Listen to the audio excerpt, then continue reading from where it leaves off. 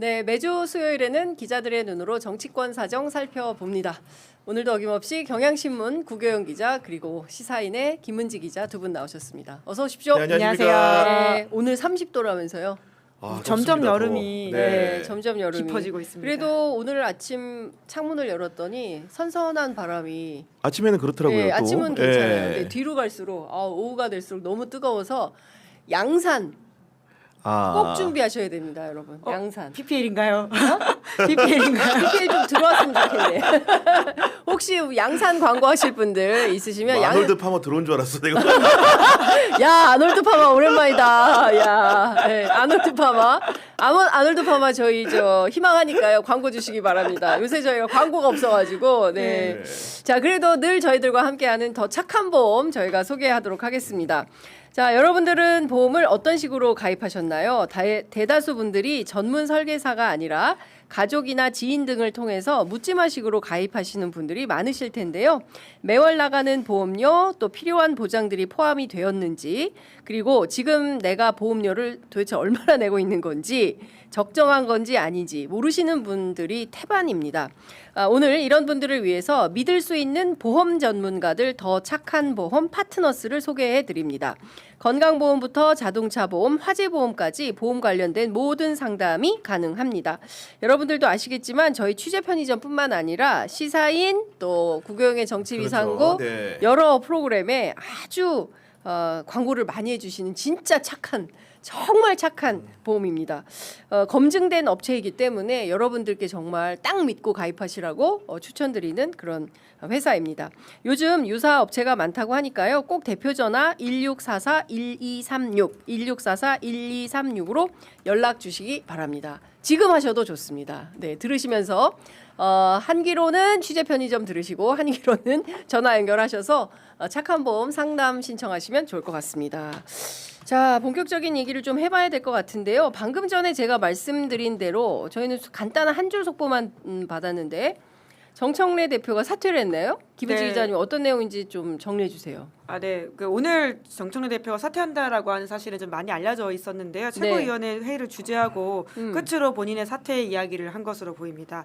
그러니까 지금 사퇴한다는 것은 곧 연임에 도전하겠다는 뜻으로 좀 이해할 수 있기 때문에 사실상 연임 도전을 좀 공식화했다 이렇게 봐야 될 것 같고요.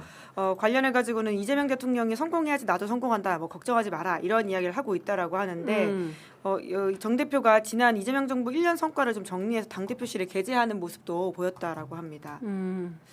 우선은 이제 전당대회 모두가 본격화된다 이렇게 이해하면 될 것 같습니다. 네.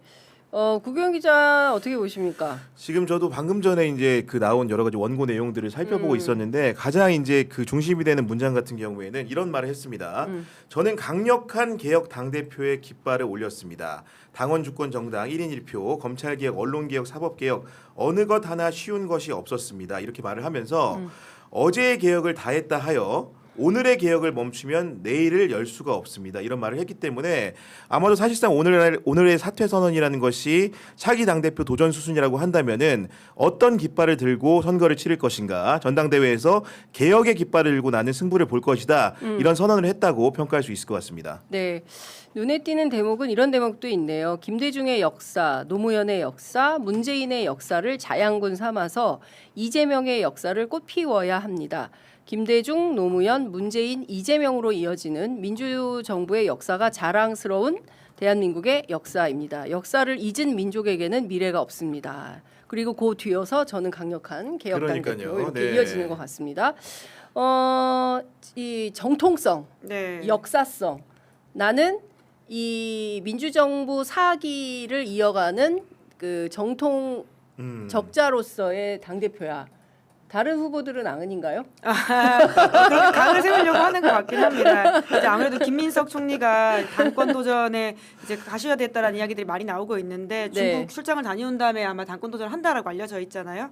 이제 그런 차원에서는 사실 김민석 총리는 과거에 탈당을 했던 이력들이 있기 때문에 이제 그런 걸 좀 각을 세우려고 하는 게 아닌가 보이기도 하고요. 뿐만 아니라 송영길 대표도, 송영길 의원 같은 경우에도 탈당을 했던 이력, 물론 본인의 자의가 아니긴 합니다만은 이제 다른 당을 만들어서 출마했던 경력까지 있어서. 본인으로서는 가장 이제 내세울 수 있는 특히나 당내 선거이기 때문에 강점이라고 한다면 그런 부분들을 좀 중점적으로 메시지에 쓰지 않았을까 싶긴 합니다. 네. 뭐 근데 또 이제 후반부에 그 개혁이라는 그 원론에 대해 설명을 하면서 결국은 네. 이재명 정부에서 개혁 과제들이 어떻게 추진돼야 할 것인가라는 방향 제시도 했는데 이런 설명을 합니다. 이재명 정부는 중도 실용을 주창하지만 한시도 개혁의 과제를 멈출 수 없습니다. 개혁을 멈추면 전진 동력도 미래 동력도 멈춥니다. 일신오일신 개혁하고 또 개혁해야 합니다. 이렇게 말을 했기 때문에 상당히 개혁 주창적인 측면에 방점을 찍은 사실상의 출마 선언문이다. 이렇게 이해할 수 있을 것 같고 거기에 더해가지고 6.3 지방선거에 대한 평가도 했습니다. 6.3 지방선거는 우리에게 많은 과제를 남겼습니다. 6.3 지방선거는 단결하면 승리하고 분열하면 패배한다는 교훈을 남겼습니다. 총선 승리, 정권 재창출을 위한 통합과 연대를 진지하게 고민해야 합니다. 사실은 본인이 당대표 임기를 하는 와중에 이번 지방선거를 앞두고 조국혁신당과의 당대당 통합을 추진을 했었는데 사실은 미완의 과제에 그쳤거든요. 예. 만약에 차기에 연임을 하게 된다면 통합과 연대의 정신을 강조한 걸로 봐서는 여러 가지 합당 문제라든가 제세력을 함께 이렇게 선거를 치르는 방향으로 가는 그런 방면에 대해서도 사실상 본인의 로드맵을 제시한 것이나 다름이 없고 네. 이건 역시도 전대에서 뜨거운 쟁점 사항이 될 것 같다 네. 이런 생각이 듭니다. 지금 뭐 저도 꼼꼼히 읽어보니까 이거는 당대표 사퇴가 아니라 선언문이에요. 출마 선언문이죠. 출마 선언문에 예. 이제 비슷한 내용인데 뭐 이런 겁니다. 전국에서 만난 많은 사람들이 저에게 제일 많이 하시는 말씀이 1인 1표제 해주셔서 감사합니다입니다. 그리고 제 손을 잡고 검찰개혁 꼭 해주세요라고 말씀하십니다. 그리고 이러쿵 저러쿵 누가 뭐래도 이재명 대통령을 끝까지 지킬 사람은 저 정청래입니다. 네. 이재명 대통령과 저는 정치적 운명 공동체이자 한몸 공동체입니다. 이런 표현을 썼습니다. 어쨌든 그 이제 정통성을 굉장히 강조하고 그리고 이 당의 역사성을 이어갈 유일한 적자는 정청래 나다. 이제 이런 네. 걸 선언하는 그런 선언문으로도 보입니다. 어쨌든 말씀 주신 대로 본격적으로 전대의 깃발이 올랐다. 그렇죠. 이렇게 예. 전대 신호탄이 올랐다. 이렇게 되었고요. 방금 전에 김용민 의원이 페이스북에 글을 올렸어요. 검찰 개혁 지금 하면 됩니다. 김민석 총리, 정청래 대표 모두 결정권을 가진 현직에 있으시고 개혁 의지도 밝혔으니 지금 논의해서 결론 냅시다. 저를 법사위원장 지명해서 같이 논의합시다. 그리고 전당대회 출마하시면 더 큰 지지를 받을 것입니다. 법사위원장. 전당대회 출마한다는 말이 많았었는데 전당대회 출마하기보다는 법사위원장으로 좀 길을 틀었다라고 봐야 되겠네요. 근데 또 뭐 라디오 인터뷰나 이런 거 보면은 네. 또 그렇게 확 튼 것 같진 않아요. 아. 열어두고 지금. 예. 당대표 출마 관련해서는 다음 주에 인터뷰하기로 했는데. 아 그래요? 그러니까 열어두고 있는 거예요. 일단 법사위원장 시켜줘. 밸런스 게임 해야 될 것 같은데요. 당대표 vs 법사위원장. 원포인트 법사위원장을 원하는 건가 지금. 네. 근데 지금 뭐 두 가지가 지금 그 국회에서 가파르게 돌아가는 것 같습니다. 하나는 더불어민주당 전당대회가 굉장히 치열하게 진행이 네. 될 것 같고 또 다른 측면에서는 지금 국회 원구성을 그렇죠. 네. 한시라도 빠르게 해서 당장 10월 2일에 검찰청이 문이 맞아요. 네. 이제 문을 닫고 이제 새롭게 중수공소 네. 이제 이제 청이 개청을 해야 되는데 차질 없이 진행하려면 입법이 빠르게 진행이 되어야 된다. 이제 그런 차원에서 이제 법사위원장을 그렇죠. 네. 김용민으로 해달라 이제 이런 입장을 이제 강력하게 밝힌 걸로 보이는데요.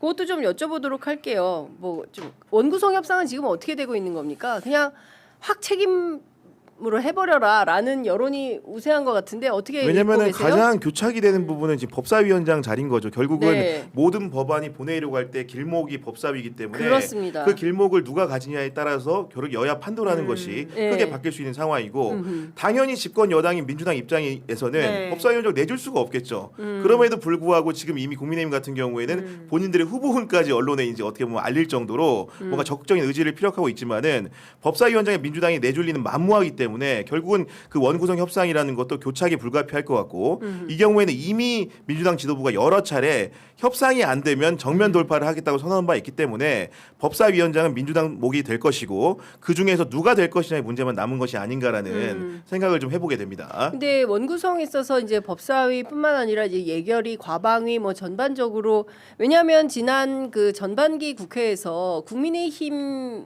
출신의 위원장이 맡고 있는 상임위는 아예 회의가 열리지가 않았어요. 특히 이제 정무위 같은 경우에 그랬죠. 예. 굉장히 중요한 상임인데도 회의를 열어주지 않아서 의원들이 굉장히 항의가 빗발쳤지만 안 됐거든요. 그래서 국회 정상화를 위해서는 상임위 위원장을 더불어민주당이 그냥 딱 하고 미국식으로 아메리카식으로 딱 하고 그리고 그 결과에 대해서 책임지는 이런 방식이 맞는 거 아니냐라는 판단도 있는 것 같은데 실제 국회에서 어떻게 결정될 것 같으세요? 뭐 결국은 의석수에 비례해서 결정할 거다 이렇게 민주당 핵심 관계자가 이야기를 하더라고요. 예. 이제 그렇게 되면 적당한 수준에서 나누게 되지 않을까 싶긴 해서 지금은 그럴 가능성이 제일 높아 보이긴 합니다. 그러니까 110석에 오히려 예. 의석이 더 늘었어요. 국민의힘이. 뭐 그런데 11대 7 정도 이야기했던 것 같아요. 지금 제가 숫자가 정확히 기억이 안 나는데 그 여튼 각자의 의석수에 비례해서 나눠가질 수밖에 없지 않겠냐 이런 이야기를 제가 지난주에 원내 관계자한테 들어서 네. 물론 뭐 그 사이에 또 어떻게 업데이트가 됐는지 모르겠는데 네.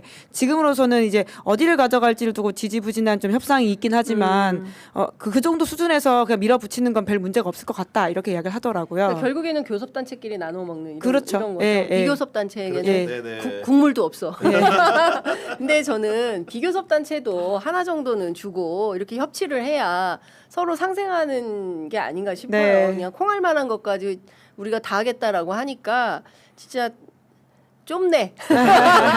협량하다. 그렇죠. 예. 바다처럼 좀 넓어야지. 네. 대통령께서 바다의 그릇 얘기하지 않았습니까? 근데 그런 차원에서 좀 해야 되지 않나라는 생각이 좀 들기도 하는데, 여하튼 국회 상황이 어떻게 진행되는지 저도 좀 취재를 해서 내일 보도해드리도록 하겠습니다. 그리고 민주당으로 다시 돌아와서 자 지금 지금 정송김, 네. 정송김 3파전인 거죠? 지금으로서는 네. 사실상 출마하겠다는 뜻을 밝힌 사람이 뭐 김용민 의원이 지금 어떻게 되느냐 정도가 여부인 것 같고요. 나머지는 정송김김. 네. 아니, 이것도 선거 때는 굉장히 예민합니다. 네. 누구 이름을 제일 앞에 배치하느냐에 따라 가지고 가나다예요, 가나다. 왜 내 이름이 그쪽 순서에 있느냐. 김송정, 김송정님으로 바로 김송정. 바로 네. 바꾸도록 하겠습니다. 아무튼 김송정. 그러니까 뭐 예. 출마하겠다는 뜻을 사실상 밝힌 것으로 이 정도면 이해해야 되기 때문에 김민석 총리나 송영길 의원도 이제 뭐 전당대회 주자군으로 봐야 될 것 같습니다. 네. 자, 이 가운데 이재명 대통령과 송영길 전 대표가 만찬을 함께했다라는 네. 소식이 알려지면서 무슨 얘기를 했냐라고 기자들이 촉각을 곤두세우니 전당대회 얘기는 안 했어. 과연 그랬을까요? 근데 왜냐면은 네. 사실은 많은 분들이 이제 이번 전당대회를 양자 구도로 분석한 틀들이 많았고 결국은 이제 정청래가 수성을 하느냐 김민석 총리가 어떻게 보면 새롭게 그 당대표가 되느냐의 문제로 받아들이면서 사실 송영길이라는 변수를 약간 페이스메이커 정도로 격하는 흐름도 없지 않았거든요. 근데 이번에 최근에 보이는 송영길 그 전 대표, 예. 송영길 의원의 행보라는 것은 페이스메이커라고 보기 어려운 것 같다는 생각이 드는 것이고 예. 그것이 결국은 본인 숱하게 여러 차례 말했지만 송영길 의원은 나의 향후 진로는 이재명 대통령을 만난 다음에 결정이 될 것이다. 이런 식의 말을 많이 했는데 이재명 대통령과 이제 한남동 관저에서 만찬을 한 이후에 여러 가지 워딩들 네. 정청래 대표를 향해서 발언했던 방송 발언이라든가 여러 가지 뭐 광주 지역이나 호남 지역을 챙기는 흐름들 그리고 최근에는 호남 지역에 있는 교수들이 송영길 대표를 지지하는 선언을 했거든요. 사실 일련의 과정이라는 것이 송영길 대표의 의사와는 무관하게 가기 어려운 행보인 것 같다. 그렇기 때문에 송영길 의원의 그런 당대표 도전 의사라는 것이 명백해진 것 같고 이게 중간에 3자 구도에서 특정 후보를 지지하고 드롭하는 게 아니라 완주해서 내가 당대표가 되겠다라는 의지가 강력한 것 같다는 느낌을 개인적으로 좀 받게 됩니다. 그렇군요. 최근에 이제 호남 지역을 다녀온 그 시민사회의 그 원로께서 말씀 주시기를 네. 내가 광주에 갔더니 송영길이를 뉴 DJ라고 하더라고 이렇게 말씀을 하시더라고요. 네. 그래서 좀 새롭게 형성되는 네. 이제 호남의 그 흐름이 있어서 앞서 말씀해주신 대로 페이스메이커가 아니라 주인공이 될 수 있다. 그래서 막판의 결선 투표를 통해서 누가 최후의 승자가 될지는 두 달여간의 전당대회 상황을 지켜봐야 될 것 같다. 막판까지 모른다. 이런 네. 얘기도 있고요. 일각에서는 송영길 의원이 외교부 장관으로 갈 거다라는 설도 돌아요. 네, 뭐 그 이야기 사실 오랫동안 있었고 송영길 의원 같은 경우에는 외교 이슈에 굉장히 관심이 많다 이렇게 네. 알려져 있긴 합니다. 지금 미국 같죠. 예, 예. 그건 지금 국회의장 특사로서 특사로 가 있는 가고, 상황인 예. 건데 이제 뿐만 아니라 다양한 외국어에 능통하다는 건 오랫동안 알려져 5개국어, 있는 5개국어. 사실이잖아요. 그러니까 보통 사람이 외국어 하나 잘하기도 어려운데 예. 이제 그런 차원에서 외교부 장관 이야기가 뭐 자천 타천으로 나오는 건 사실인 예. 것 같은데 지금으로선 전당대회 쪽으로 조금 더 기울어졌다라고 봐야 될 것 같습니다. 특히 정청래 대표 출마하면 나도 출마한다 이런 이야기를 했던 바가 있고 네. 그러니까 호남에서의 송영길 이제 의원의 뭐라고 저력 혹은 득표력이라고 하는 게 이미 2024년에 한번 보여진 바가 있거든요. 그 당시 소나무당이라고 하는 제3당으로 나갔음에도 불구하고 심지어 그때 옥중 출마하지 않았습니까? 네. 그런데 17% 넘게 득표하면서 그 후보 전액을 다 이제 보존받은 바가 있어가지고 원래도 호남에서 이제 인지도가 있고 그 이미지가 괜찮다 이런 이야기가 있었는데 지금과 관련한 여러 가지 6.3 지방선거 이후의 어떤 후폭풍으로서는 또 송영길 의원이 호남 민심을 좀 얻어가고 있는 것도 사실로 보이긴 합니다. 그렇군요. 오늘 아침에 네. 이제 박지원 의원이 CBS 라디오에 출연을 해서 송영길 의원의 전대 출마 결심과 관련해서 이재명 대통령과 주고받은 얘기를 송 전 대표가 그 박지원 의원에게 전달해 준 것 같아요. 그래서 미국 가기 전에 통화를 했는데 송 대표가 이 대통령한테 전당대회 관련 얘기를 했고 또 본인이 3자 구도로 가서 결국 김민석 총리와 단일화하는 방안을 또는 결선 투표에서 표가 모아지는 결과를 만들어내겠다 이렇게 이야기를 했다라고 전해주면서 대통령께서 뭐라고 하시더냐라고 물었더니 대통령께서 긍정적 반응을 보인 것으로 이야기를 하면서 송영길 전 대표에게 잘 하시라 이런 말씀을 했다고 네. 했다고 한다. 예. 전원이죠. 예. 물론 이게 또 송영길 의원의 시각에서 전달되어 있는 바이기 그렇습니다. 때문에 뭐 예. 그러니까 크로스체크는 필요한 것 같긴 한데 예. 아무리 그렇다고 하더라도 대통령 쪽 입장을 직접 취재하기는 어렵다 보니까 네. 이제 송영길 의원 발로 나오는 이야기를 저희가 좀 들을 수밖에 없는 상황이라는 건 좀 염두에 두시고 저희의 해설을 들으시면 될 것 같은데 네. 그러니까 이 정도 상황이면 송영길 의원은 전당대회 출마한다 이렇게 봐야 될 것 같고요. 말씀하신 것처럼 페이스메이커 이상의 역할을 할 수도 있겠다. 좀 다양하게 상황이 열려 있는 두 달이 펼쳐질 것 같은 느낌입니다. 지금 보면 정청래 대표는 사실 타고난 쌈딱 아닙니까? 아마도 전당대회 과정에서도 굉장히 과열되는 과정 속에서 여러 가지 언사들이 오갈 가능성이 높은 인물인데 네. 김민석 총리 같은 경우에는 그 마지막 기자 간담회 자리에서조차도 최대한 네거티브한 모습들을 안 보이고 정제된 언어를 사용하는 데 집중을 했거든요. 근데 과열된 전당대회일수록 사실은 뭔가 명쾌하고 뚜렷한 사람을 찾을 가능성도 배제할 수가 없는 거고 그런 면에서는 정청래의 맞상대로는 송영길 변수라는 것이 굉장히 커 보인다. 왜냐하면 이번 지방선거를 치르는 과정에서도 어땠냐. 사실은 정청래 대표와 관계가 원만하지 않은 것으로 보였던 김상욱 울산시장이라던가 아니면 이제 평택을에서 김용남 후보 같은 경우에는 송영길 의원 같은 경우에 정말로 전천후 지지, 정말 공개적인 지지를 많이 했고 심지어 김용남 후보는 떨어진 이후에도 직접 찾아가서 여러 가지 만남을 이제 그 글을 올릴 정도로 가까운 관계를 피력을 했거든요. 그렇기 때문에 정청래 대표가 대척점의 선모습을 가장 명백하게 보여줄 수 있는 후보다 네. 이런 생각이 좀 드는 거고 거기에 더해가지고 이재명 대통령과의 그런 그 근거리 원거리 관계들 같은 것들이 논의되고 있는데 네. 지금 본인도 얘기하고 있는 것이 인천 계양을 지지난 대선 때 이재명 대통령이 패배한 이후에 그 계양일이라는 지역구를 본인이 내주었고 실제로 이번에 선거를 치르는 과정에서도 그 이재명 대통령의 복심이라고 할 수 있는 김남준 의원에게 계양을 또 물려주지 않았습니까? 네. 그런 상황들이 됐기 때문에 이재명 정부의 정통성 측면에서도 김민석 총리 못지않다는 주장을 하게 되면서 정청래 대표와 차별화하는 포인트들은 사실은 김민석 총리보다도 송영길 의원이 약간 더 돋보이는 부분도 없지 않다라는 생각이 개인적으로 듭니다. 그렇군요.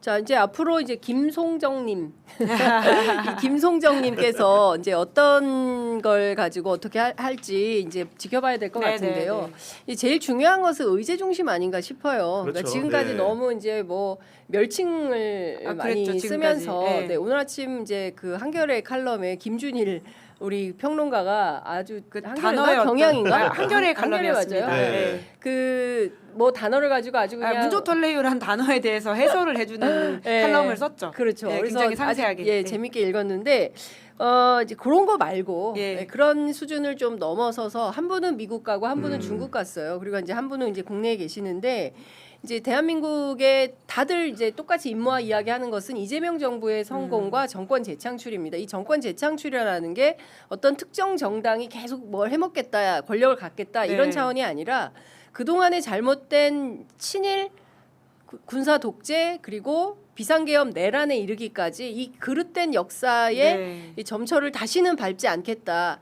대한민국의 새로운 역사를 쓴다. 그러니까 2기 촛불 혁명의 혁명 정부의 성공을 위해서 네. 이 세 분이 내걸 슬로건, 가치, 저는 캠페인의 품격 그러게요. 이런 게 제발. 굉장히 중요하다고 너무 생각해요. 중요하죠. 예, 네. 그래서 끊임없이 막 그 지지자 당원들 간의 갈라치기로 가는 게 아니라 좀 뭔가 이슈의 대전환 뭐 이런 게 좀 있었으면 좋겠다. 그래서 품격 있는 토론을 좀 하고 싶다. 네. 구교영 씨는 어떻게 생각해요? 지금 이제 그런 모습들이 천천히 비추는 건 사실이죠. 왜냐하면 네. 정철 대표 오늘 이제 퇴임을 하면서도 얘기했지만 네. 결국은 다양한 개혁 과제들을 완수할 수 있는 주인공으로서 본인의 입지라는 게 중요하다고 설명을 한 것이고 네. 결국은 당장 눈앞에 있는 보안 수사권 문제, 예. 검찰 개혁 문제부터 매듭을 짓겠다는 얘기를 여러 차례 밝히지 않았습니까? 그렇습니다. 그렇기 때문에 당청 관계에서도 어쨌든 간에 청와대를 개혁으로 견인하는 견인차 역할을 당연히 할 것이고 그런 수장으로서는 내가 적임자다. 네. 이런 것들이 아마 슬로건으로 표방이 되지 않을까라는 생각이 드는 것이고 김민석 그 총리 같은 경우에는 마지막 간담회를 쭉 다 읽어보니까 청년 문제에 대해서 굉장히 문제의식이 크더라고요. 2030. 그 참정권 그 시위 관련해가지고도 네. 대학생들과 만나는 이런 토론회를 갖기도 했고 그뿐만 아니고 여러 가지 정책적 과제 민주당이 결국은 굉장히 40년, 50년, 100년 정당이 되기 위해서는 네. 2030 유권자를 버리고는 갈 수 없지 않습니까? 굉장히 중요한 지적이에요. 네, 그런 부분들에 대한 강조를 하고 청년의 중요성을 강조하기 때문에 아마도 본인이 다른 후보와 차별점 있는 슬로건으로는 예를 들면 청년 후보와 같이 러닝메이트를 하거나 네. 아니면 청년적인 지향과 가치를 담을 수 있는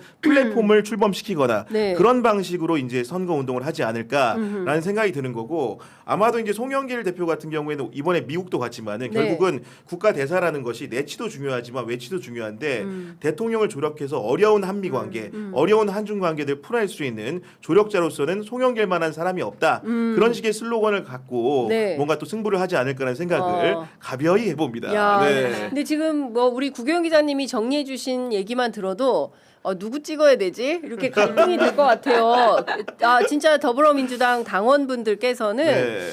다 특장점이 있고 뛰어난 후보들인데 가만 있어봐 내가 누구한테 한 표를 줘야 되나 이런 고민이 들 것 같아요. 네, 뭐 네. 그 치열하게 선거를 해가지고 나오는 결과면 뭐 더 재미가 있을 텐데요. 네. 네, 말씀하시는 것처럼 그러니까 그렇게 치열하게 노선 투쟁으로 가면서 제도와 정책에 대한 이야기를 해야 되는데 이게 네. 선거라고 하는 게 특히 이제 내부 선거는 더 쉽게 네거티브화 되기 좋거든요. 이제 아마 대부분이 사회생활해서 아시겠지만 바깥에 있는 사람보다 안에서 갈등하는 사람들이 더 미울 때가 있잖아요. 이제 맞아요. 그렇게 가지 않게 좀 잘 관리하는 건 필요한 것 예. 같다. 옛날에 우리 80년대 학생운동할 때 NLPD보다 노태우보다 NLPD가 더 밉다. 네, 그 남들이 보기에는 큰 차이가 아닌데 그렇게 되는 경우들이 NL은 있잖아요. PD가 믿고 PD는 NL이고요. 네, 왜 남의 네. 집회하는데 와가지고 카이카이 하는 거야?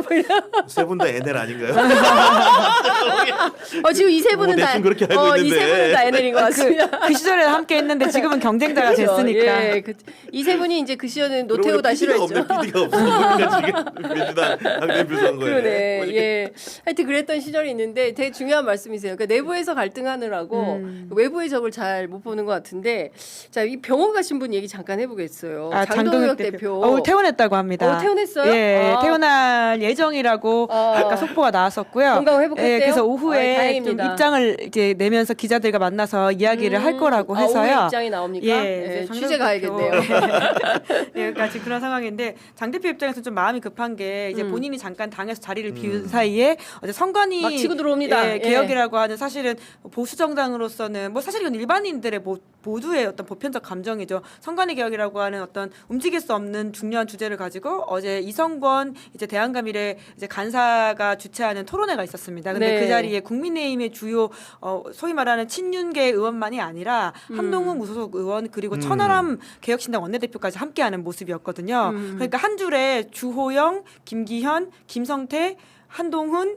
그리고 천하람까지 한 자리에 네. 앉아 있어요. 그러니까 뭔가 2030년을 연도에 둔 보수대 통합을 이런 식으로 꿈꾸는구나라고 보이는데 다만 그 자리에 장동혁 대표만 없었거든요. 물론 네. 본인은 이제 아프기 때문에 못 가긴 했었을 텐데 근데 그 모습이 굉장히 상징적이라는 차원에서는 장동혁 대표가 더 이상 이제 아무리 아프더라도 좀 병상에서 나와가지고 활동을 해야 된다는 생각을 할 것 같고요. 오늘 아침에도 그 친윤계가 주축인 그 김기현 의원 중심의 포럼이 있거든요. 네네. 한동훈 의원도 들어갔다고 하는 거기엔 또 오늘 오세훈 시장 입장이 왔어요. 그러니까 이러한 여러 가지 그 본인과 경쟁 관계에 있는 다른 이들이 움직이기 때문에 이제는 좀 장동혁 대표가 더 이상 병원에 있을 수가 없다. 그렇죠. 아무리 아프더라도 이제 좀 나와가지고 활동을 해야 되는 상황이 좀 되어버린 거긴 하죠. 네, 그 그렇죠. 장동혁의 지금 세 가지 정도 위기가 가시화됐기 때문에 장동혁의 드러나지 않을 수가 없다는 장동혁의 생각이 세 가지 드는 건데 위기. 첫 번째로는 예. 그 자기가 잠깐 입원한 사이에 예. 한동훈이 너무 떠버렸어요. 그러니까 그쵸. 선거를 이긴 거에 대한 재평가라는 게 이렇게 급속도로 이루어질지 예. 본인도 예측을 못했을 것 네. 같은데 사실상 원래는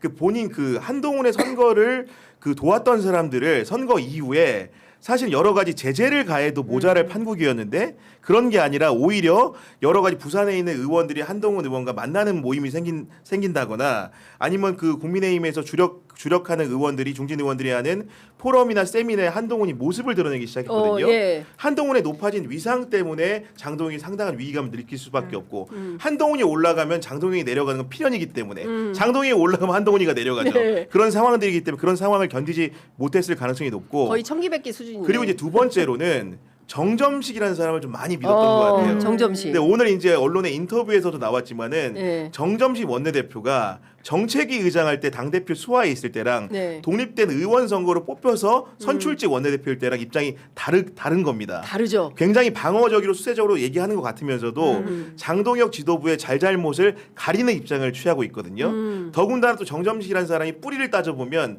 한동훈과 검찰이라는 공간에서 만납니다. 그렇죠. 물론 정점식은 공안통이고 한동훈은 특수통이지만 검찰이란 또 뿌리가 같기 때문에 그리고 부산 지역의 상당한 의원들 모여서 한동훈과 만났다는 의원도 면면을 보면 일부는 검찰 출신들이 또 눈에 띕니다. 그렇기 때문에 그런 판국에서 상당한 위기감을 장동혁이 또 느꼈을 것이고 세 번째로는 이제 우리 김은지 기자 얘기했던 대로 보수 대통합과 재편의 과정에서 본인이 소외될 수 있다는 굉장한 위기감이 드는 거죠. 지금 언제 전당대회를 다시 치르고 네. 언제 당을 나가더라도 이 문제에서 빠지게 되면 본인은 차후에 국회의원은 물론이거니와 대선은 말할 것도 없겠죠. 아유, 그렇죠. 여러 가지 정치 여정에 상당히 꼬임수가 발생하기 때문에 그런 것들을 누워서 볼 수만은 없다. 벌떡 일어나서 싸워야겠다는 생각이 들었기 때문에 아마도 죽더라도 나가야 네, 된다. 이렇게 그 결의를 다지면서 이렇게 나온 게 아닌가라는 생각이 좀 듭니다. 아, 그렇군요. 네.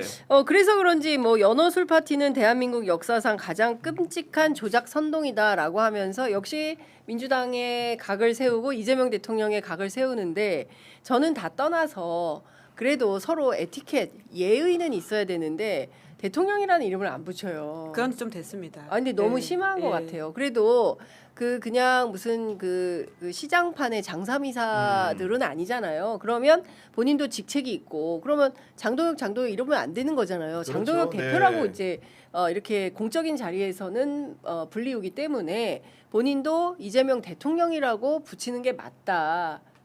틀려요? 아니 맞죠. 너무 비 오면 우산 써야 된다는 말인 거 그냥 당연한 이야기죠. 아 근데 이분은 계속 그래서 그게 귀에 참 많이 걸리는 예. 것 같고 지금 이제 공소 취소 관련해서 뭐 탄핵밖에 없다. 어제 뭐 이준석은 하야 뭐 이런 얘기도 하고 그랬는데 이 공소 취소 문제를 가지고 끊임없이 이제 쟁점을 삼으려고 하는 것 같아요. 근데 네. 민주당은 지금 그건 넘어가 버린 거죠. 일단 조작 기소 특검을 하자라는 거 아니겠어요? 원래도 이제 이게 논란이 됐었고 그래서 결과적으로 선거에 영향을 미쳤다 이런 분석들이 나오고 있긴 하잖아요. 네. 그런 차원에서 민주당 안에서도 당시에 한병도 원내대표 이야기가 뭐였냐면 시기 절차 내용까지도 다시금 선거 이후에 논의하겠다라고 했었기 때문에 이제 고수 순으로 가야 되는 것으로 보이고요. 이제 그렇기 때문에 뭐 내용까지도 논의할 수 있다라고 하는 것이 그 안에서 디테일도 네. 이야기할 수 있는 상황이어야 되기 때문에 아마 지금 말씀하시는 그 쟁점화하는 것들은 사실 선거 구호 혹은 뭐 정책 구호라고 봐야 되지 않을까 싶긴 합니다. 네. 어쨌든 지금 뭐 네. 어떻게 돌아가는지 좀 봐야 될 것 같고 특히 이제 연어 회술 파티와 관련해서는 항소를 했기 때문에 그 위증 사건 어떻게 진행되는지 좀 봐야 될 것 같아요. 그리고 이제 그 사건- 법사위, 예, 법사위 위원들 개인적으로 기자들이 좀 이렇게 접촉을 해서 물어보면은 네. 조작 기소 특검법의 공소 취소 관련된 조항이 빠져야 된다고 생각하는 사람들이 또 꽤 많지도 않아요. 언제든지 넣을 수 있다고 생각하는 사람도 있고 법률가 출신들 중에서도 실제로 예, 예, 법사위원들이. 어떤 거냐면 이제 기본적으로 이제 이 바뀔 법사위원들 아니에요?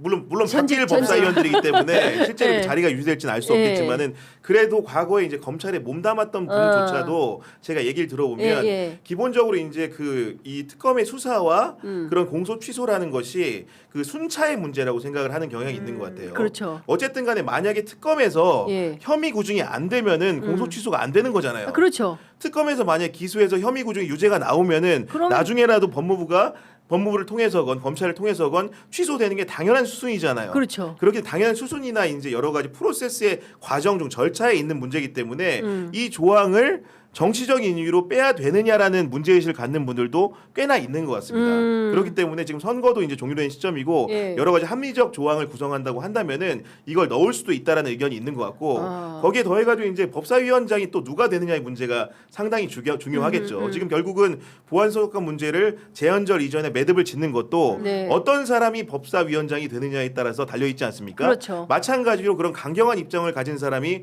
법사위원장이 된다고 한다면은 이런 조작 기소 특검의 내용이라는 것도 훨씬 더 강경한 방향으로 갈 가능성을 배제할 수 없다고 봅니다. 네.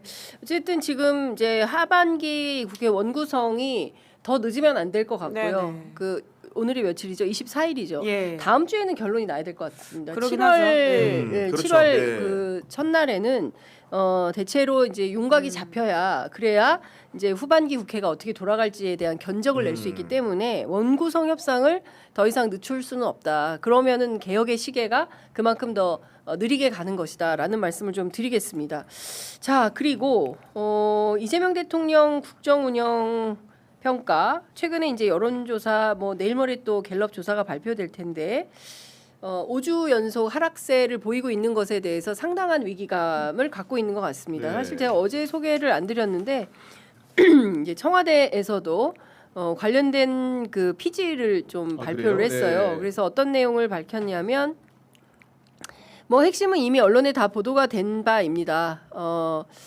그 엄중하고 겸허하게 받아들이고 네. 국민께서 무엇을 걱정하고 무엇을 바라고 계신지 더욱 세심하게 살피겠다. 최근 지지율 반동은 민생 경제 상황에 대한 국민의 체감과 국정 운영 전반에 대한 평가가 종합적으로 반영된 결과로 본다. 이제 이런 입장을 밝혔습니다.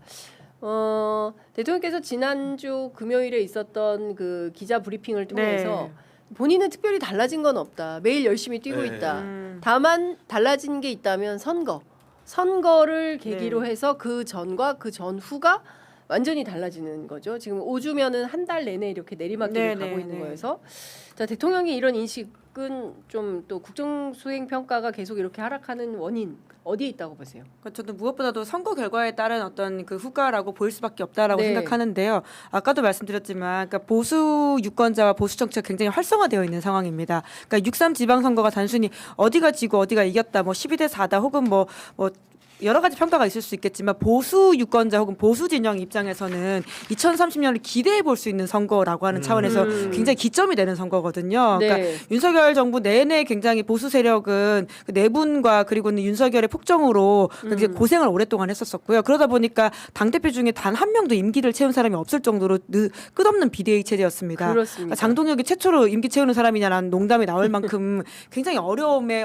겪다가 그 끝에 계엄까지도 있었었고요. 그러니까 예. 보수의 파탄으로서 탄핵을 대통령이 또 한 번 당했던 상황으로 갔기 때문에 2030년 그러니까 재집권이 가능하지 않을 거라고 하는 아주 어두운 전망들이 컸었는데 이번 선거를 계기로 소위 말해서 2030년 대통령을 배출할 수 있는 정당이 될 수 있다라는 희망을 얻었다라고 하는 게 보수 유권자들한테 굉장히 그러니까 지금 적극적으로 응답하게 만드는 것이라고 할 수 있고요. 일정 부분 선거와 정치 효능감을 이제 그들이 느끼고 있는 지점에서 여론조사에서 많이 잡힌다라고 봐야 되는 게 저는 하나 있다고 생각을 합니다. 그리고 또 하나는 결국은 이제 이재명 대통령의 지지율을 이제 바치는 가장 핵심의 키워드는 일 잘한다라고 할 수 네. 있을 텐데요. 그러니까 일 잘하는 것에 대해서는 대통령도 나는 크게 변한 게 없는데 왜 이러냐라고 하는 것이 아무리 시민들한테는 선관위가 독립되어 있는 헌법기관이라고 하더라도 결과적으로 이 어떤 행정의 무능처럼 보이게 하는 지점들이 분명히 있거든요. 그러니까 그 사건의 여파라고 하는 것이 계속 이 어떤 정부 지지율과 대통령 평가랑 연이어질 수밖에 없고, 그러니까 핵심 어떤 캐릭터, 그러니까 캐붕이라고 보통 온라인에서 말을 하는데 이 캐붕이 된 한 사건이 선관위라고 보여지게 되는 점 때문에 좀 곤란을 겪고 있어 보이긴 합니다. 캐붕? 캐릭터 붕괴. 이 김은지 기자를 만나야 그 새로운 단어를 저도 알게 나이가 많이 먹었습니다. 어떻게 보세요? 그래서 뭐 지지율 하락을 설명하는 그 여러 가지 이제 평가 기준들이 존재하죠. 아까 이제 김은지 기자 얘기했던 그 선거에 대한 사후 평가.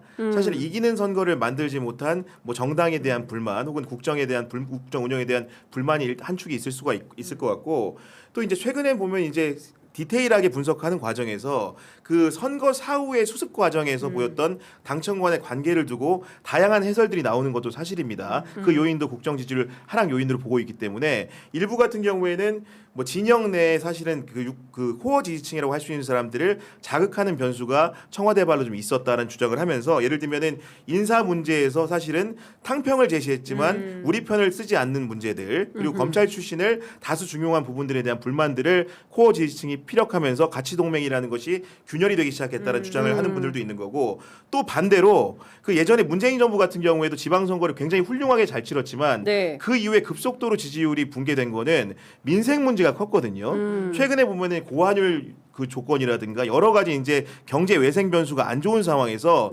중도층이 위기를 느끼고 있다. 네. 이재명 정부에 대한 정책 신뢰라는 것이 부동산 정책 문제와 맞물려 가지고 여러 가지 문제들로 사실은 지지율 하락을 이끌고 있다는 설명이 있는데 이런 다양한 설명은 칭위에 따라서 있을 수 있지만은 네. 저는 이런 해설들 모두 좀 약간 과장됐다고 생각을 하는 것이 지금 우리가 데드 크로스가 일어났다고 굉장히 이렇게 펄펄 뛰는 그러면 방송에서도 저도 마찬가지고 이렇게 얘기하고 있는데 국정 지지율의 데드 크로스는 딱 한 조사에서만 발생을 한 거고요. 네. 우리가 뭐 공신력 여부를 따지긴 그렇습니다만은 한국갤럽의 지난주 조사를 보더라도 여전히 국정에 대한 긍정 평가가 높아요. 부정 평가보다 훨씬 높습니다. 네. 사실은 선거 전에 조사했던 조사보다 많이 하락한 건 사실이고 여론조사는 추세를 봐야 하기 때문에 많은 분들이 실망한 건 사실이겠지만은 그렇다고 해서 정권이 지금 집권 2년차에 사달이 난 것처럼 이렇게 굉장히 이렇게 떠드는 것도 침소봉대. 침소봉대다. 예. 그렇기 때문에 이런 부분들이라는 것이 또 이제 그 여러 가지 요인들 설명하는 과정에서 경강부회도 많은 거거든요. 그러니까 침소봉대와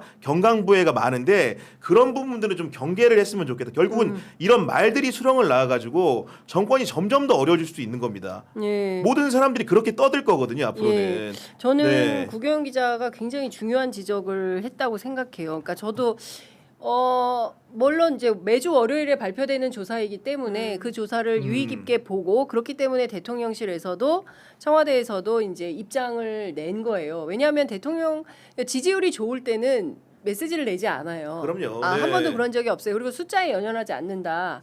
더욱더 열심히 할 뿐이다. 이제 이런 메시지였는데 지방선거 직후에 대통령이 X를 통해서 그리고 이제 지난 지난 월요일이죠. 월요일에 네. 발표된 네. 리얼미터 조사에 아, 대해서 네네. 이제 청와대가 입장을 낸 건데 저는 내일 모레 발표될 갤럽이 더 중요하다라고 그럼요. 생각을 합니다. 네. 그러니까 갤럽의 추세가 어떻게 되는지 그리고 또 NBS 추세가 어떻게 되는지 내일 발표되는 거죠. 목요일이죠. 목요일이니까 전국지표조사는. 네. 2주에 한 번씩입니다. 음. 그래서 이 전국지표 조사하고 갤럽의 조사가 어떤지도 좀 지켜봐야 된다라는 말씀을 좀 드리고 저는 또 한 측면에서 보면 이건 어떻게 생각하십니까? 가치 동맹의 균열과 그다음에 그 호남 50대가 식었다? 뭐 이렇게 등을 돌린 것까지는 아직은 아닌데 좀 이재명 정부에 팔짱 끼고 있다. 예. 팔짱 끼고 있다. 어제 제가 그걸 그 방송을 들었어요. 네. 그래서 그래요? 50대가 아니라서요. 저 50대인데 팔짱 안 꼈어요. 네, 적극 지지합니다. 아니 근데 저는 이제 이런 것들이 경우에 따라서는 또 다른 오해와 억측을 좀 낳을 수 있지 않을까라는 생각이 좀 듭니다. 오늘 KSOI에서 제25차 정기 여론조사를 발표를 했는데요. 대통령 긍정 평가가 2.7%포인트 하락한 47.7 그리고 부정 평가는 2.5%포인트 올라서 48.2%로 약간 팽팽하게 붙어 있다. 이렇게 볼 수 있을 것 오늘도 같고요. 그러면은 그 리얼미터 조사 이어서 그런 예, 흐름들이 KSY 나타난 건 발표가 맞는 거네요. 맞네요. 그리고 이제 이번 주 갤럽이 어떻게 나올지 봐야 될 것 네. 같고요. 더불어민주당 같은 경우에는 1%포인트 올랐습니다. 39.6%를 기록했고요. 국민의힘은 37.3%로 0.8%포인트 하락했습니다. 검찰 보안수사권 문제와 관련해서는 폐지하는 게 맞다가 31.3, 보안수사권 유지해야 된다 47.7. 예, 여론조사는 이렇게 갈리고 있고요. 국민의힘 향후 방향과 관련해서는 지도부 교체를 통한 쇄신이 필요하다가 51, 그다음에 현 지도부 중심으로 재정비를 해야 된다가 25.9. 이거는 교체하라는 얘기네요. 예, 그리고 선관위 감시 견제 강화를 위한 원포인트 개헌 찬성이 72.4. 그다음에 반대가 12.6 이렇게 이제 조사가 된 걸로 확인이 됩니다. 지금 상황을 보면 근데 추세가 굉장히 붙어 있다라고 봐야 되겠지 않았어요? 어떻게 보세요? 네, 근데 이제 여론조사라고 하는 게 그 진행자도 말씀하신 것처럼 하나의 조사가 아니라 하나의 조사를 추세적으로 보는 게 되게 중요하다는 차원에서는 여튼 청와대 입장에서는 지금 적어도 이게 이렇게 좋은 시그널은 아니다라고 볼 수 있는 상황인 것 같긴 합니다. 추세적으로 이제 하락세를 어떤 식으로 좀 반등시킬 건지에 대한 고민이 분명히 있어 보이고요. 이제 그런 차원에서 여러 가지들을 좀 봐야 되지 않을까라는 생각은 듭니다. 그러니까 저는 이런 생각 드는 거예요. 지금 아까도 이제 보안 수사권에 대한 물론 KSOI 조사가 전부는 아니겠지만, 그러니까 국민을 상대로 무작위 국민을 상대로 조사한 거고 실제로 유지해야 된다는 의견이 여론조사상으로 높게 나오고 네. 실제로 그런 조사들이 왕왕 있는 것으로 알고 있습니다. 그럼 어떤 생각이 드냐면은 과연 이재명 정부에 대한 국정 지지를 뭔가 이렇게 반대 의견으로 등을 돌린 사람들이 과연 어떤 사람들일까? 정말로 이제 보안 수사권을 빠르게 폐지하지 않아서 그런 가치 정향적인 입장에서 우리 동맹 관계를 어긴 데 대한 반작용으로 이런 사람들이 이탈을 한 것일까? 아니면 그런 싸움을 벌이고 있는 진영 정체를 보는 중도적인 국민들이 정말로 이 정치라는 것에 대해서 환멸을 느끼고 뭔가 떠나는 떠나고 건가? 싶은 시선으로 보면서 이렇게 국정 지지율에 대해서 반대 의견을 피력한 것인지 사실은 명확한 분석이 안 되는 상황인데 저는 전자일 가능성도 물론 주장하시는 분들도 있겠지만은 후자일 가능성도 배제할 수 없다고 봅니다. 지금 당청 관계라는 게 너무 필요 이상으로 많이 시끄러워져 있어요. 그러면서 건건이 지금 그 대립적인 관계를 형성하고 있지 않습니까? 예를 들면은 뭐 인사 하나라는 것도 보면 굉장히 예민하게 나오는 것이고 네. 이재명 정부 전체 인사를 보면 그렇지 않음에도 불구하고 일부의 인사를 두고 굉장히 등을 돌리는 얘기를 한다거나 그런 부분들이라는 것이 전체적인 국민적 그 시각이나 입장에서 봤을 때는 굉장히 정치에 대해서 그 환멸을 느낄 수 있는 소재가 될 수 있다. 이런 부분들도 좀 경계를 좀 해야 될 것 같습니다. 네, 말씀 주신 대로 뭐 저도 더불어민주당 쪽 취재를 해보면 그 전략단위에서 매주 여론조사를 돌리지 않습니까? 여기서 도대체 국정 지지도와 더불어민주당 지지도가 왜 이렇게 하락하느냐, 그 요인이 뭐냐? 이제 조사를 해보면 여론조사를 실제로 해보면 이 선관위 사태에 대해서 높다는 거죠. 예. 이게 제일 압도적이라는 네. 거예요. 그러니까 네. 그리고 이게 아무리 이거는 이제 헌법기관이고 이거는 정부가 핸들링하는 이슈가 아니고 독립적으로 운영되기 때문에 정부가 어떻게 개입할 여지가 없습니다라고 대통령이 나와서 설명을 해도 아니 정부가 관리를 똑바로 했어야지 이렇게 돌아온다는 거죠. 맞아요. 그래서 네. 그 인식이 굉장히 크다. 그리고 또 하나는 오늘로 올공 시위가 20일인 거죠. 이게 벌써 그냥 그 보름 이상을 그 틀어막고 못 들어가게 하는 민간인의 피해가 있는데 이 정리를 왜 안 하는 거냐? 경찰은 뭘 하고 있고 행안부는 뭐 하고 있는 거냐? 이거는 정리를 해줘야지. 그냥 이대로 두는 게 맞아?라는 이제 비판이 있다는 거예요. 그러니까 통칭하면 선관위 사태에 대해서 일종의 이제 과정 관리, 상황 관리가 잘 안 되는 문제에 대한 비판이 높다라는 게 핵심인 거고요.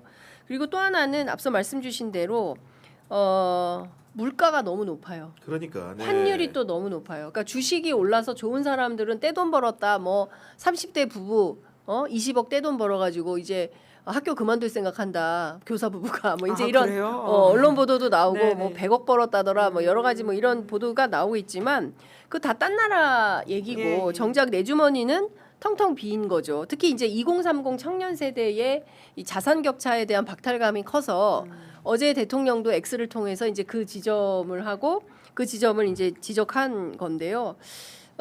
이 물가와 유가와 그다음에 환율 이 세 3고에 대해서는 이 정책 당국에서 어떤 형식으로든 비전을 내야 된다. 오늘 지금 이 순간 똑같이 그 관훈클럽에서 김용범 정책실장이 네. 이제 기자들과 질의응답을 하고 있을 텐데요. 어떤 비전을 발표하는지 그것도 굉장히 중요할 것 같고 그래서 20대의 긍정평가가 전주보다 6.2% 하락한 그래서 청년 정책에 대한 아주 그 꼼꼼한 디테일이 살아있는 이런 게 좀 필요한 거 아니냐 이런 이야기들이 나오는 것 같아요. 떡볶이, 커피 이런 거 올라가면 삶이 힘들어요. 맞습니다. 예, 네. 물가 인상은 진짜 고통스럽습니다. 예. 그래서 그에 대한 좀 대책이 필요한 거다. 그러니까 말씀 주신 대로 오로지 검찰 개혁 외안에 여기에만 포커스를 맞춰진 것은 그러니까, 아니다. 네. 그러니까 두루 다양하게 살펴야 된다. 맞습니다. 네. 검찰 개혁도 해야 되지만 이런 민생 개혁도 해야 되는 거고 사회 개혁도 해야 되고 뭐 정치 개혁, 언론 개혁 이런 것들도 다 해야 된다. 이제 이런 얘기가 가능할 것 같다라는 생각이 좀 듭니다. 또 한 측면에서는 한찬석 민정수석 한찬씩. 한찬식 네.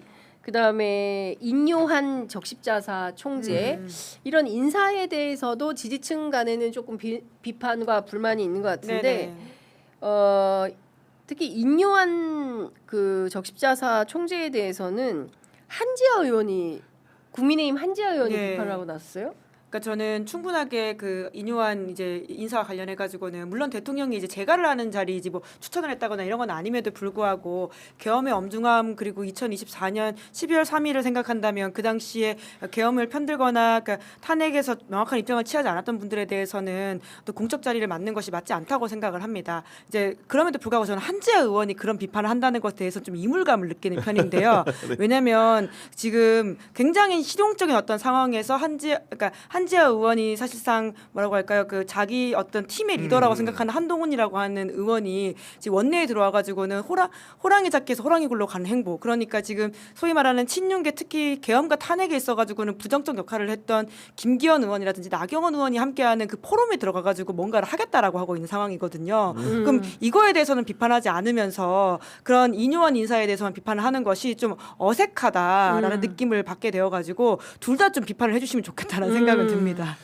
그리고 이제 뭐 인요한에 대해서는 저도 사실 이하 동문이라서 더할 말이 없을 것 같고 그 다만 이제 한찬식 수석에 대해서는 제가 이제 법조 출입도 오래 했으니까 이 얘기는 좀 드리고 싶은 게 네. 지금 검찰 개혁이라는 것이 이제 마지막 그 절차에 와 있는 겁니다. 이미 그 검찰청은 해체가 됐고요. 네. 10월 2일부터 이제 중수청과 공소청이라는 새로운 체제가 이제 출범을 하게 되는데 그 상간에 형사소송법 개정이 있는 건데 그거는 그렇습니다. 대통령이 말씀하신 대로 넘겼어요. 국회의 몫으로 넘겼고 네. 국회에서 빠르게 바르게 결정하면 될 일입니다. 그러면 그렇습니다. 한찬식 수석이 해야 될 일은 무엇이냐? 중수청, 중대범죄수사청이 정말로 올곧게 출범하는데 전력을 다해야 될 사람인데 지금 검찰청이라는 것은 기존에 이제 여러 가지 수사 기능이 폐지가 되고 공소유지 기능만 남게 되기 때문에 그냥 검찰청에 잔류하는 사람들은 공소청 직원이 될 가능성이 높습니다. 그럼 중수청으로 누군가를 이전해서 받아야 되는데 네. 지금 분위기가 심상치가 않아요.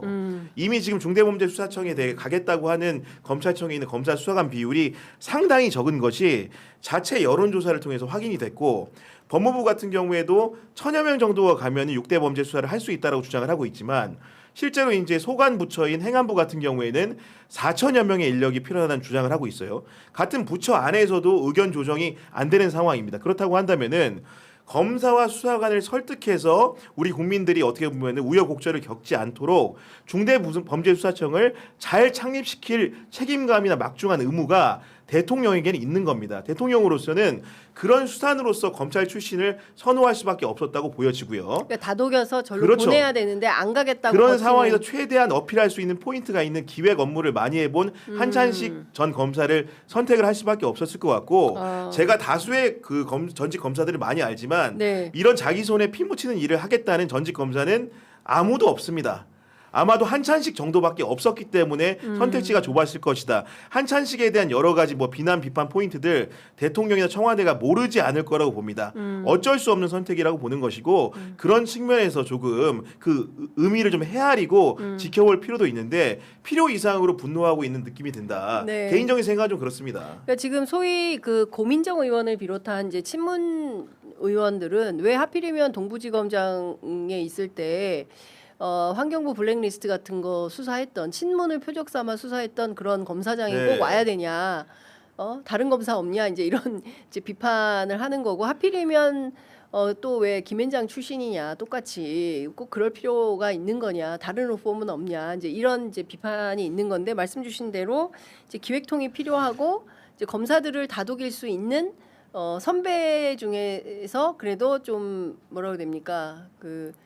존중받는 그래서 저 사람 말이면 좀 저런 선배가 말하면 설득력이 믿을 만한 있다. 네. 그럴 만한 지도력이나 인품이 있는 분이다 이렇게 봐야 됩니까? 그러니까 기본적으로 이제 기획 업무를 많이 했다라는 건 인사나 조정 업무를 검찰에 있을 때 많이 해봤다는 거거든요. 그리고 이제 기본적으로 이 수사의 방점이 찍힌 분이라기보다는 그런 업무를 오래 했기 때문에 특별하게 이제 우리가 우려하는 검찰에 대한 부분들이라는 것이 검찰이 수사권을 행사하면서 남용하면서 생긴 부분들이 많잖아요. 네. 그런 부분에 대한 부채의식은 없는 사람이라는 인식이 있는 거고 그리고 이제 그 환경부 블랙리스트 사건 물론 관점에 따라서 여러 가지 포인트가 있을 텐데 당시에 동부지검장이었고 네. 사건이 거기로 온 겁니다. 어떻게 보면 따져보면 그렇게 되는 거고 당시에 제가 환경부 사정은 누구보다도 잘 아는 게 네. 장관 옆에서 이제 열심히 일하셨던 분하고 최근에도 통화를 했었어요. 근데 예. 그분이 느끼는 이율 배반이란 건 어떤 거냐면은 당시에 이제 물론 이제 왜 문재인 정부에서만 블랙리스트 수사를 했냐 산하기관장 인사에 뭐 청와대가 관여하는 게 물론 어제 오늘의 일이냐 뭐 예를 들면 그전 정부에서는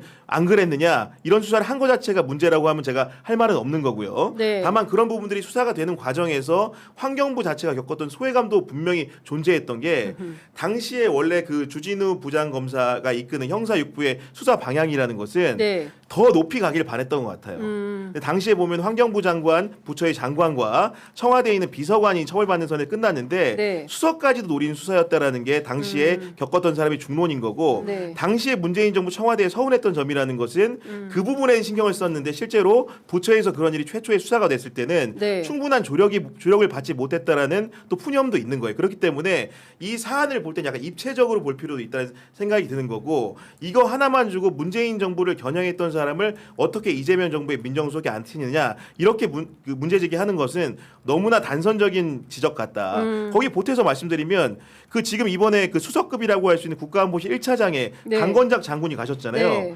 이분 같은 경우에는 문재인 정부 청와대에서 위관리센터장을 하셨고요. 그랬죠. 국방제도개혁 비서관도 했어요. 네. 심지어 이분이 쓴 책의 추천사는 우리 그 누구야? 아니 그 김종대 의원도 당연히 가까우신데 네. 우리 이제 그 공직기강에서 그 뭐 최강욱 아. 그 전 비서관이 네. 이 책의 추천사를 쓴 분입니다. 만약에 예. 문재인 정부에 대한 비토 감정으로 인사를 했다고 한다면은 강건작 장군을 이재명 정부의 청와대 수석으로 기용할 수 있겠습니까? 그런 단선적인 분석은 안 된다라는 것을 같은 평행 인사 속에서도 제가 좀 설명드릴 수 있을 것 같습니다. 구교용 짱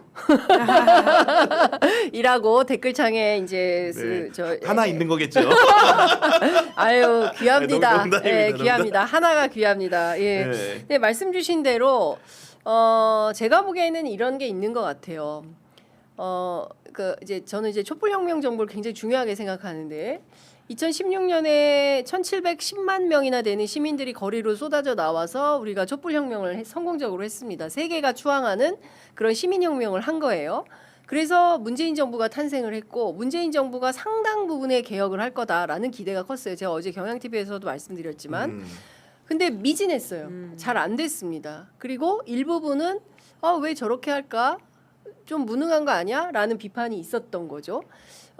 그런 가운데 윤석열 정권이 탄생을 하고 이제 비상계엄을 한 거죠. 그리고 나서 우린 다시 또 응원봉을 들고 나와서 빛의 혁명을 해서 국민 주권 정부를 탄생시켰어요. 첫 번째 촛불 정부에서 국민들이 느꼈던 어떤 답답함, 좀 왜 개혁이 빨리빨리 유능하게 안 돼 이런 것들을 이재명 정부에서는 승리의 관점에서 유능하게 빨리빨리 개혁 과제들이 이행되고 되어가는 과정을 보고 싶은 거예요. 왜? 국민들은 사이다 이재명을 기억하고 있기 때문에 이재명 대통령의 그런 적극적인 행정 그리고 적극적인 국정 활동을 통해서 눈에 보이는 성과, 숫자로 보이는 성과들을 이미 만들지 않았습니까? 네. 지난 1년간. 그리고 앞으로 향후 4년간 그걸 기대하는 거예요. 그래서 폭포수 같은 그런 역할을 좀 해주시라. 그런데 이게 막힐까 봐 걱정하는 이제 그 그렇죠. 네. 시민들이 계시는 지지자가 이제 계신 거고 그 반대로 이 정통 지지층 입장에서 보면 이걸 좀 그 김대중, 노무현, 문재인, 이재명으로 쌓아지는 이 민주정부 4기 그리고 이어서 민주정부 5기, 6기로 갈 수 있도록 가는 길에서 지지층을 좀 교체하려고 하는 거 아니야? 소위 얘기하는 뉴 이재명 세력으로. 근데 그 뉴 이재명 세력이라는 것도 몇 명 상징되지만 그 사람들이 다가 될 수가 없어요. 그리고 저도 청와대 출입하면서 그럼요. 취재하고 있지만 예. 그런 생각 1도 없어요. 일단 기본적으로는 전통 지지층을 기반으로 새로운 세력들을 붙여서 일종의 외연 확장을 맞습니다. 하려고 네. 하는 거지. 전통 지지층 다 빠져. 오늘부터 뉴 이재명이야. 이런 생각 할 수도 없고 그럴 수도 없고요. 성립도 예. 불가다. 그래서 그런 걸로 저는 의심하거나 갈라치기 할 때가 아니라 정부가 잘 일을 할 수 있도록 뒷받침해주고 믿어주고 그리고 뭐라 해야 됩니까? 밀어주고 이런 걸 좀 해야 좀 안정적인 국정 운영이 되고 지지율도 올라가고 이렇게 되지 않을까 싶습니다. 네. 네, 장윤선 말을 지금 빨리 모두가 받아 적어야 될 것 같습니다. 맞아요? 네, 장윤선을 어디로라고 하려고 했는데 어딘지 모르겠어가지고 어디야 취재 편의점으로 네, 그래서 뒤에 말을 멈췄어요. 저는 좀 그런 답답증이 좀 있어서 그렇게 가면은 명쾌할 것 같은데 너무 그 과정에서 불필요한 네. 감정 갈등이라고 해야 될까요? 저는 그런 멸칭은 이제 그만 썼으면 좋겠어요. 서로 뭐 어쩌고 저쩌고 하는데 그 서로 기분 나쁘고 불쾌한 말이지 않습니까? 그러니까 제가 이진관 부장판사가 지난 이제 월요일에 그 박성기 1심 선고를 했잖아요. 네. 그러니까 제가 오랜만에 그 재판을 쭉 다 봤습니다. 어. 그러니까 생중계로 되는 것을. 그러니까 그걸 보면서 무슨 생각을 했냐면 아 이진관 부장판사만 지금 혼자 내란 청산에 진심이구나 그러니까. 이렇게 생각을 했어요. 맞아요. 아까도 제가 말씀드렸지만 2030년에 이런 상황 그러니까 민주진보 진영은 분열함으로써 결과적으로 어부지리했던 평택을 상황들이 2030년에 다시 재발하게 된다면 이렇게 박성재 겨우 25년 나오고 한덕수 이렇게 나오고 했었는 것들을 결국은 저 사람들이 사면돼서 나올 수도 있겠구나라는 생각이 불현듯 드는 거예요. 네, 그러면서 말이. 그런데 민주당은 그런 면에 있어가지고는 해야 될 일들을 하지 않고 하다못해서 사원법 개정을 통해 가지고 외환 내란범에 대해서는 절대 사면을 하면 안 된다. 뭐 이런 식의 말만 해놓고 아무것도 하고 있지 않잖아요. 근데 이거 왜안 자기들끼리 하는 거야, 너무 진짜? 내부 권력 그러니까, 다툼에 네. 지금 뭔가 취해 있는 것 같은. 네. 사실은 이렇게까지 치열하게 싸워가지고는 해야 될 그 경쟁이처럼 보이지도 않은 것 플러스 네. 이 경쟁을 왜 이렇게까지 하는지를 사실 보통의 사람들 잘 모를 정도의 심각한 감정 싸움이 일어나는 것에 대해서 왜 이러고 있는 거지라는 좀 현타가 이진관 부장판사가 양형 사유를 말하고 여러 가지 이야기할 때 좀 네. 다시금 좀 오더라고요. 그래서 많은 분들이 그날 재판이 생중계로 1시간 정도 공개되어 있으니까 꼭 보셨으면 좋겠다. 맞습니다. 네. 이진관 부장이 계셔서 얼마나 다행입니까? 그러니까요. 예, 네. 그래서 이제 그 의제도 전환할 수 있었고, 근데 저는 진짜 너무 감사하다는 생각이 좀 드는데 혼자만 진짜 열심히 내란 청산하고 있구나. 사실 더불어민주당은 지금 입이 10개라도 할 말이 없어요. 왜냐 내란 청산하겠다고 했는데 내란 세력이 다 살아왔어요. 예? 그렇잖아요. 저 누굽니까? 선거에서 네. 아니 지금 제가 좀 이따 그거 시간이 벌써 다 돼서 그래도 요거 얘기는 해야 되는데 네. 추경호 내란 중요 임무 종사자 혐의로 재판받고 있는 이 추경호 대구시장 당선자가 뭘 하고 있냐면 대구에서 전직 대통령 활동 지원 조례를 만들겠다고 하는 겁니다. 이거 왜 만들어요? 박근혜 전 대통령이 자기 시장 당선시켜주는 아니, 데 자기 대한 일종의 이제 보상인 은혜죠. 거죠. 은혜 갚는 예, 모습이죠. 그래서 사실상 이것은 박근혜 전 대통령의 경제적 지원용이다라는 비판을 대구에 있는 시민사회 단체들이 모여서 기자회견을 지금, 네. 하고 밝히고 있습니다. 대구경실련을 비롯해서 이거 결국에는 박근혜 경제적 주머니 채워주려고 하는 거 아니냐라는 비난을 하고 있는 겁니다. 이게 맞아요, 틀려요? 맞아요. 그럼 결국에는 어떤 식으로라도 이 내란 세력은 이번 선거에서 살아올 수 없도록 하는 게 그 큰 당 더불어민주당 본인들이 얘기했잖아요. 내란 청산한다고. 근데 내란 세력의 부활을 만든 결과를 만들었으면 책임을 져야 되는 거죠. 근데 그 부분에 대해서 야 이거 12대 4로 이긴 거야. 서울은 아파. 이거를 어떤 국민들이 납득을 할 수 있겠습니까? 저는 이 관점에서 많은 국민들이 야 이건 아니지라고 생각을 하는 네. 겁니다. 근데 그에 합당한 응당한 정치의 답이 있어야 된다. 그래야 해갈이 된다. 그러고 나서 이제 한 장을 넘어가는 건데 거기에서 막혀 있으니까 이 선거 결과에 대해서 인정을 안 하니까 이게 그 다음 장으로 넘어갈 수가 없는 거죠. 이제는 뭐 되겠죠? 제발. 되리라 기대합니다. 근데 제가 충격적이었어요. 이제 내란 세력이 살아오니까 정비를 하는 거죠. 정비하면서 박근혜 전 대통령에 대해서 경제적 지원도 하고 그럼 말씀하신 대로 내란 숙의 윤석열도 한덕수도 아마 박성재도 윤석열, 김건희는 인기가 없기 때문에 그렇게까지 못할 거예요. 하지만 그 밑에 있는 한덕수 왜냐하면 보수 세력 안에서는 한덕수에 대한 평가가 나쁘지 않거든요. 그러니까 한덕수, 박성재를 비롯한 주요 임사들에 대해서는 사면해두려고 아마 정권이 바뀌면 시도할 거라고 저는 보고요. 그것이 선거에 굉장히 중요한 쟁점화, 심지어 당내 쟁점화가 될 거라고 봅니다. 국민의힘 안에서는.